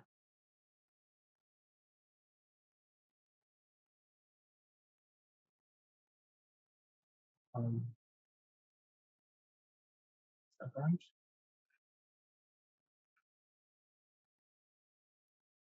So they will come here, they will now create an issue, right? This issue is either, you can either create an issue as a story, as a task, or as a bug. Now, if it's a bug, then they will click on the bug and write the story and say this, like they will write the story in terms of, let me put a proper story name, like fields not showing. They will do that, right? When they create that bug, field not showing, right? Now they will create that bug and they will now write the details of that bug. Like something like, when I clicked on the thing, I'm expected to see 2 fields. They'll write all those stories. I'm expected to see 2 fields, but I can only see 1 field. Please rectify. When they do that, they will assign it to the developer, right? They will assign it to the developer that is doing the job and say, can you resolve that, right? So when the developer sees it, he will know that, okay, there is a bug in the system that I need to fix, okay? So that is what they use this sample test plan for, okay? They will use that to document that, right? Now, they will use this bug reporting template to write their bug, right? So, but most people, okay, I talked about the name of the bug, steps to reproduce the bug, expected result, actual result, a screenshot, and helpful log. Now, I open Jira, name of the bug. They will put it here, name of the bug, right? They will now say step to reproduce the bug. They will write the details here, the step. Okay, I clicked on this. I clicked on this to add a user. But at the end of the day, like, it showed me 1 field. They will write those details here. They will now say expected result.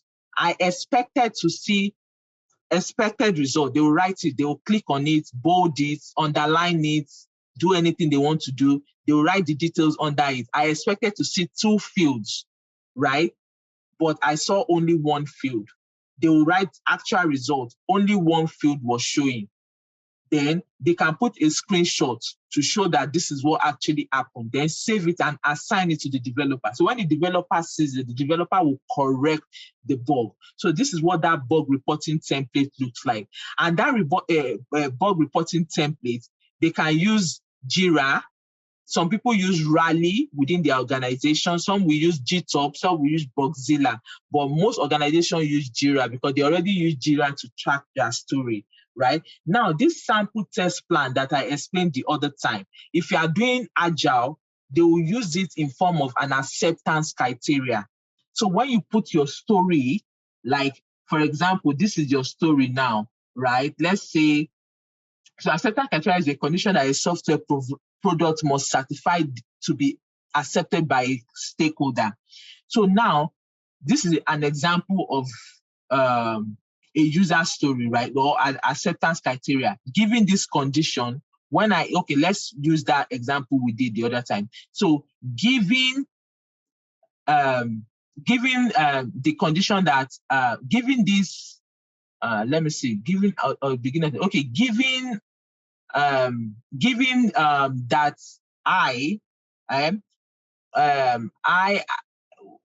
given that I clicked on this application, when I input, okay, not input, when I clicked to add a user, then I should see 2 fields, right? So that something like that, right? I'm trying to use the story we use here, right? I'm trying to now put it in the format of this acceptance criteria. So I'm saying that given that I click on this application, I should be able to add a user, right, by clicking on that button, and I should see 2 fields where I can put my username and my email.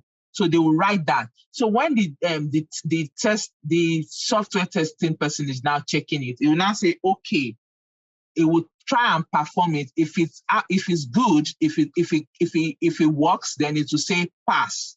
But if it doesn't work, it will say fail. When it fails, it will also go back and document it as a bug for the developer to work on. Okay, so something like that. So that's what the QA person does on the team. Okay.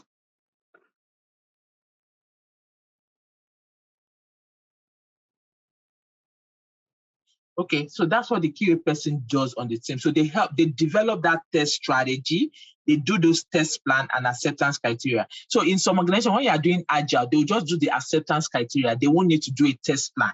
But if you're an organization where they do hybrid, they might say it's test plan they do, right? So that's why you need to know that sometimes they can use test plans, but if you are doing more Agile, you'll be using things like acceptance criteria, okay? So that is what they do. Any questions? Let me go back to the charts. Showing how the bug template is replicated in Jira. Okay, the bug would be assigned to the developer because the developer would be the person. Yes, exactly. Is the bug only assigned to the? Yeah, it's assigned to the person that will actually do the that will fix the bug, right? Okay. Sorry, I have a question. This is Doris. I asked the question for the bug question you're just reading.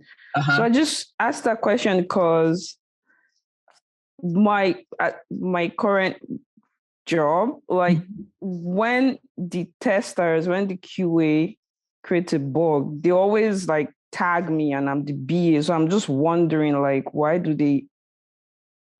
am I being tagged? Because I'm not doing, like, it's not like I'm exactly. So that's why I asked that question. Yeah, no, they are supposed to start the developer. Maybe they don't know the developers. Do they know who develop it? Do you guys work together as a team? Yes. So so you can tell them to tag the developer if they know the developer. Okay. Because I'm always wondering, like, they always tag me on these bugs and all that, and I'm like, what am I supposed to do here? I'm just a BA. Yeah. So that's why I asked that question. No. It's the developer. Because if they tag you, the developer won't see it anyway. You shouldn't have to go and tell the developer that there's a bug you need to fix. Okay. No worries. So that's what happens at the end of the day. So, but it's the developer that will fix it. No, maybe because they want you to follow through.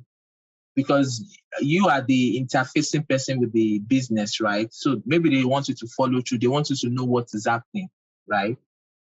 Yeah. So in a case like that, like, am I supposed to? So what's the ideal thing for me to do? Like, would I go tag the developer, or I have to like talk to the QA? Well, you don't resolve it. So who solves the problem? Who has been solving the problem? It should be the developer, of course, because they did the deployment. So you just talk to the developer, or you tag the developer on it and say, okay, there's a bug that you need to fix. Okay? Yeah. Okay. No worries. They might just be tagging you because they want you to be aware, they want you to know. And some people just feel that you are the BA, you sort it out. Or sometimes you have to be careful. Jane said something very good now, because sometimes when they do that, they want you to validate to be sure that that is what the business actually wants, right? You know? Yeah, to be sure, because they know that you understand what the business wants. Okay, no worries. Thank you. But it should be the developer. Okay. Yeah. No worries. So, what are the different type of testing that Moradike? I have a question. I know you said the BA can be a QA can also be a BA. So, like, are there cases where someone is hired as a BA and they want the person to take up the job of QA with that too? Because I recently saw a case where, like, the organization said no, that they want a BA, but the BA will be responsible for quality assurance, meaning that they're not interested in gathering and the other things, that they've passed that stage, or they're interested in for the QA to be, the BA to be involved in testing. Yeah. That's what they want. Yeah, they have that. So that's why you have to look at the resume. You have to ask questions when you are going for a job. Sometimes I have a friend that she will do the business analysis in terms of gathering the requirement, finish everything. When the developer finishes it, she will be the one to test it. Again, she's doing both the QA work, but she will be doing the manual testing, because for you to do automated testing, you have to have technical skills. Okay? So what they do is manual testing. So they will write that test plan. They will write the details. That means for each of the page, they will write every possible part, happy part and sad part. So login page, username, password. Password must not be more than 9 characters. They will try 9 characters. If it works, they will say pass. They will type 10 characters. If it works, they will say, no, they will type 7 characters. If it works, they will say fail, because it should not be less than 9 characters. So imagine, so they will have to try everything, and they will do it manually. And it can be stressful, because you don't want any bugs or crashes to go to the user, right? So they will do manual testing. Sometimes the BA is the one responsible for all this. So that's why you have to know the job you're actually going for, right? So that you don't get in there and get frustrated. Type of QA testing. So we have 3 types. We have the black box testing, the gray box testing, and the white box testing, right? So the black box testing is just an holistic approach to testing. You are testing from the outside, yeah? What you are doing there is that, imagine a box that is concealed. You are not seeing the inside of the box. You are just focusing on the outside of the box. So what do I mean? Let's use a website as an example. You want to test a website. So what you are going to be testing is just the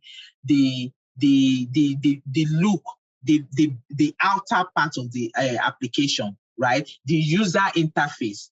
Okay, contact page. I can write my name. I can write my address. I can write my phone number. Does it accept my phone number? Does it accept the phone number must not be more than 11 characters. If I put 12 characters, will it accept it? No. It's accepting it, then it's failing. That's what you are doing. You are doing it from the external, right? You are focusing on the user interface, and you are expecting a certain result from every action. So if I put the phone number, I am expecting that it should not take more than 11 characters. If I put 12 characters and it takes it, it's a failure. We need to go back. The team needs to look at it again, right? So that's what black box is looking. They are not looking at the details, right? They are looking at just that user interface, right?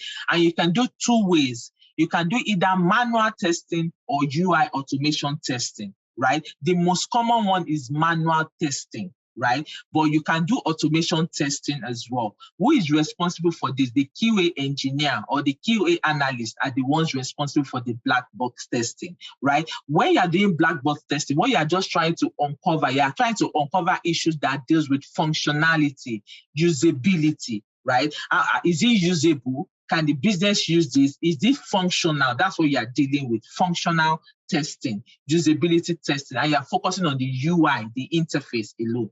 Now, gray box testing is where you have a bit transparent. You are focusing between the internal and the external, right? So the interaction between the inside and the outside, you're not just looking at the contact page, you are looking at how it interacts with the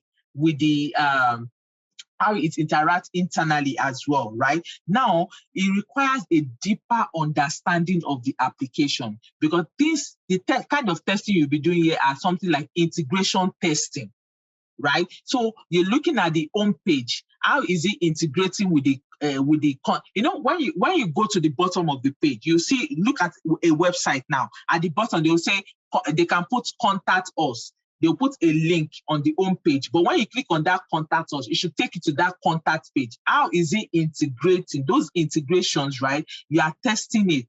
But those kind of testing, they're like actions are triggered when you do something like that, right? But you need someone that understand the application, someone that did a bit of the coding, that understand coding. At this point in time, you are not working alone as the QA engineer, you are working with the developer. Both of you are testing it together, right? Most of the time, most of this testing in gray box, they do automation for it. But in black box, you can do manual testing. You can write all the details of everything you want to test, detail line by line, right? Your test plan can be up to 300 lines, depending on your application. It can even be more than that. You understand what I'm trying to say? It can be like an Excel sheet that is so long for those people that use manual documentation. But if you use Jira, your Rally, you will see the test plan. It will be, so it depends, right? For what you're building, it will determine how large it will be, right? That's manual testing. But some organizations, they don't do that manual testing. The QA engineer understand how to write scripts. So they will do automation. So they will write a script that can do the testing. It will show what the issues are, right? The functional issues, the usability issues. That's for those people that use scripting. So that's why you see that some BA cannot do the work of a QA in some organization, because in that organization, they use scripts to do testing. Okay, so that's the difference between black box and gray box. Now for white box is focusing on the internal part of the application. You are testing on the code level, on the system level. For that one, it's not the QA's responsibility. It's the responsibility of the developer. You be it like unit testing, system testing. After they finish coding, they are just testing one part of the function. That part that they just finished coding, they are testing it, if that code is good, if that code is okay. That role, that testing is a developer's work, right? So when you have a QA on the team, what they are focusing more is more on black box testing. Some of them will focus on gray testing, depending on their scripting capabilities, right? So these are the kind of testings that you have, right? So when you are doing manual testing, you are just following like, you know how the user will perform the workflow. Maybe when they log into the application, they want to create a new user. When they create a new user, what should they find? The scenarios that can exist, right? So I'm explaining black box testing again. This different scenario that can exist. So take an application, for example. Let's take Salesforce, for example. You finish building Salesforce. They will now say, let's check login page, username, password. Username should not be more than 7 characters. As the QA, you put 9 characters. If it takes that 9th character, there is a fail because they say username should not be more than 7 characters. Password should have 8 characters with capital letters with numbers. You can try just numbers. If it takes it, then it is a fail, right? So you return it as a bug that the developer needs to fix, right? Because those are issues that can happen within that application. So you are trying to make sure that there is no issue, everything works well, right? So that's what the black box testing is focused on. Okay, so that UI automation is like a manual testing, but they are using scripts. So instead of you now documenting all these tests, you are using a script to do it so that it makes it faster. You don't need to spend so much time, right, doing that. And the script will now be run on any platform. You can say, you do the script that, okay, because when you are doing manual testing, you do the manual testing on Google Chrome. You do it on Internet Explorer. You do it on maybe all the browser they are using in that organization to make sure that it works on each one of the browser. But scripts, it will make it faster. Joy. Florence, so as a QA, when testing, is the QA testing with a particular acceptance criteria as laid down, or they are testing with the opposing, how will I put it, opposing, that's possible issues that could arise? I asked because you said, if we've said, for example, particular password complexity or requirements needs to be like all alphabet or alphanumerics, and then the QA is exceeding the laid down, it's going outside the acceptance criteria. So are they using all possible things that would make the product fail as their criteria, or the exact laid down criteria to do the test, or a combination of both? What do they do exactly? So it depends on the way the organization has structured it. So if they put the acceptance criteria down, they will put it that it should have alphanumeric, right? They will also, some people will say it should not contain only numbers, right? So they will test to make sure that it doesn't contain only numbers, right? So you know why they are doing all that? They want to ensure. So if you say that it should contain alphanumeric and I try numbers and it worked, that means the alphanumeric has failed, right? Okay. So they just want to be sure that, okay, this is what we said the acceptance criteria is and we are following suit. Okay? Yes, they have to use the acceptance criteria or they use their test plan, depending on what the organization uses. Doris. So I'm just wondering, like, how do the QA create the test plans? It sounds like they have to understand the whole process. Yes. Like the whole solution and all of that. So yes. Like, how do they create the test plan? Do they create it from only the acceptance criteria of the user stories, or like, how does it work on their end as QAs? From the user story. Remember when I said that from planning, they are part of the team. They are not waiting at the test to now say they want to test. As you are writing the user story, they are aware. They are part of the team. So they are also writing down their own test scenarios. They are working with you as the BA to write it. That's why sometimes it's the BA that is always the QA. But in some organizations, the QAs are different, but they are working with you to document it, right? So it's that scenario they will now use to test when the code has been done. when the developers are done. Okay, that makes sense. Thank you. So sometimes you see you will be saying, oh, we need to finish this sprint next week. What is happening? The tester will tell you, oh, there are a lot of bugs. I'm assigning the bugs back. Use the Scrum Master, you're following up. Okay, developers, are you looking at the bugs? Are we resolving the issue? What's the problem? You understand? You are following up. You understand when they say there's a bug. You know that you can't release that increments to production because there's a bug, right? Yeah. Jane. Thank you. Hi, mine is more like a comment for someone who was asking about how the bugs get assigned and the developers that, like if it gets assigned to the developer who produced it or who worked on the particular code. So from my experience where I work, usually we get a lot of bugs. Bugs can come through CX, it can come from a developer, it can come from a user internally, right? And some of those bugs sometimes are not even valid. People will just click and maybe they didn't follow or they just think it's a bug, it's not a bug. So we have a team who comes together every morning and we do what we call a bug triage.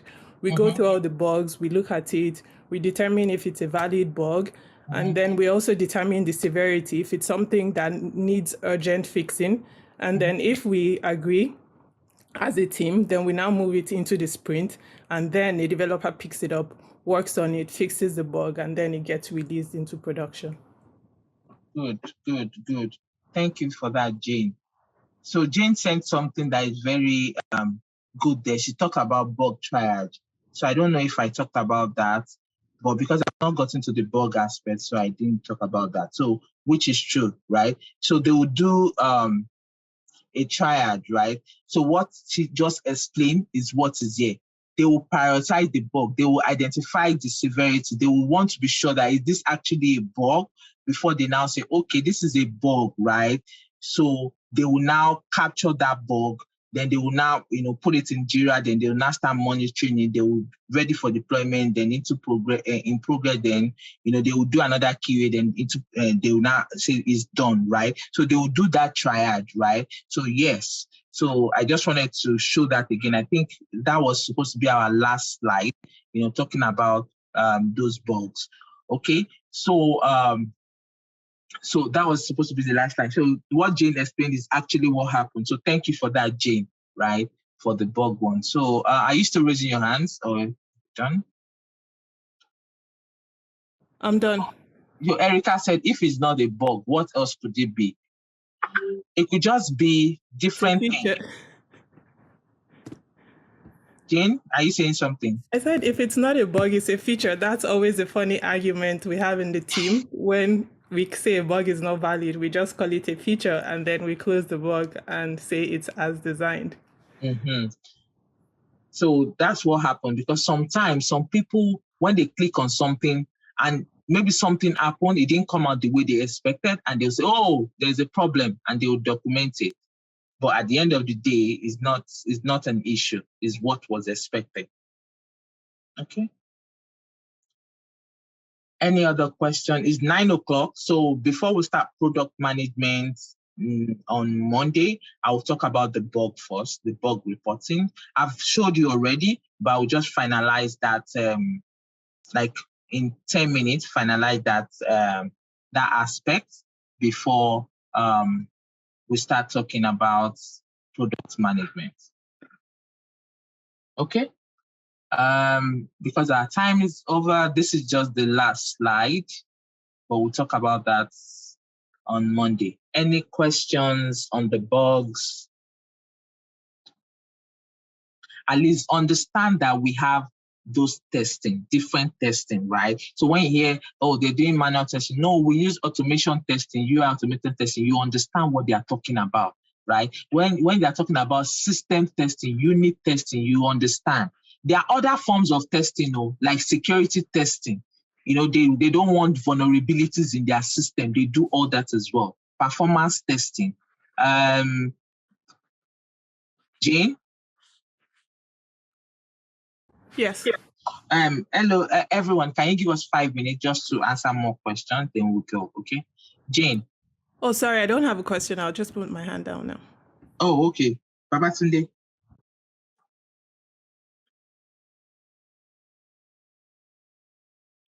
Hello. Hello, Babatunde. Hi, Florence. Yeah, I just need a little bit clarification about these types of testing. Because actually, this is my first time of coming across these three types of testing you mentioned, the black box, gray box, and white box. I've heard about performance testing, smoke testing, unit testing, and the likes. But this is my first time. Is it that QA testing is different from other types of testing, or what type of testing is this one? Yeah. Okay. So when you think of black box testing, okay, let me remove the black box, remove the white box, remove the gray box. When you see normal QA work, when they do manual testing and automation testing, right? Those work is what the QA does on the team, right? When they do integration testing, they are looking at different UI, different UI interacting together, integrating together. The QA and the developer does that. Then when you think of unit testing, system testing is done by the developers. Now, performance testing is just for you to understand that your application, how does it perform under load? How does it perform under load? If the application is running fast, right? How does that application scale over time? They will not do a load testing. Okay, let's put 500 people on it. How will it perform, right? When 300 people are on this application, will a bottleneck occur? That's performance testing. We call them non-functional. We classify them under non-functional requirement, right? Does the business want a situation that this application is scalable? That means over time, they will be able to use, 500 people will be able to use this application. How will it perform? Okay, let's put this application under extreme workload. We call that stress testing. Workload, what is the breaking point? Oh, when this application, when 1,000 people get on it, we are not able to use it anymore. That's the breaking point of that application. We call that stress testing, right? Breaking point. They also do something like endurance testing. So it depends on your organization. They don't do all this testing, but the one that is common in the team that they will surely do is that black box testing that we call manual and automation testing, unit testing. They do all that. Now, the performance testing, your organization will just say, you just 10 people that you're going to use this application. Why are we doing performance? We know that it will be okay, right? So, but some organization, for example, Amazon, they will do stress testing. Sorry, Florence. Okay, so what you mean is that the black box testing involves, when we talk about manual and automation testing, we're talking about the black box testing. Exactly. That's just another name for it. Oh, okay. I think I know where the confusion is coming from. Okay. So gray box and white box testing, they are not the kind of test performed by the BA, right? No. Okay. They are not QA testers. Yeah, that's fine, because I was thinking that these are the kind of testing performed by the BA. No. These are the kind of testing you'll be hearing on the team. You hear them say that, right? Okay. So it's not performed by the BA. So we have security testing too. That one is just to remove flaws, vulnerabilities. Erica, you're asking about smoke testing.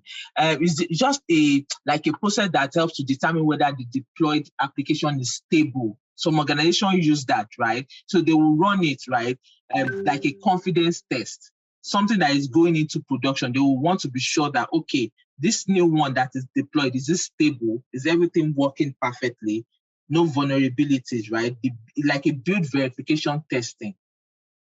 It's just to test the confidence of the application, right? That no showstopper, nothing is stopping them in production, right? So something like that, to remove things like regression bugs and stuff like that. That's what smoke testing. And security testing, they are just focusing on there is no flaws, no vulnerabilities. So for example, if I look at the website, right, I can see if there's a vulnerability, how I can get the data of that